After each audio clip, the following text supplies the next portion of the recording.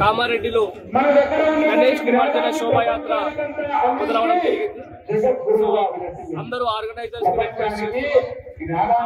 జాగ్రత్తగా ఆల్రెడీ వర్షం బాగా పడింది కాబట్టి విగ్రహాలు దాని ఉండే అవకాశం ఉంటుంది కాబట్టి ఎటువంటి ప్రమాదం లేకుండా విగ్రహాలను చాలా సేఫ్ గా నీళ్లపైన తీసుకెళ్లి తరలించి నిమజ్జనం చేయవలసిందిగా కోరుతున్నాం.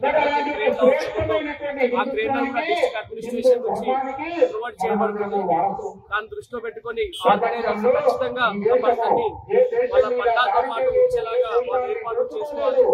దీంతో పాటు వాళ్ళకి సంబంధించిన పండాలు కూడా దాన్ని జాగ్రత్తగా మొత్తం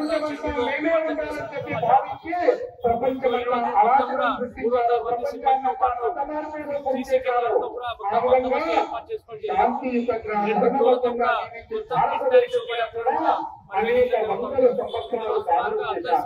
అందరూ కూడా ఇందులో పార్టిసిపేట్ చేసుకుంటారు అండ్ దీన్ని మానిటర్ చేసుకుంటారు. కమాండ్ కంట్రోల్ సెంటర్ కూడా కాకుండా సుమారు 16 కోట్ల మొత్తం ఎంటైర్ ప్రొసీజర్స్ ప్రాసెస్ ని కూడా దాన్ని వీడియో రికార్డింగ్ చాలా ఆనందంగా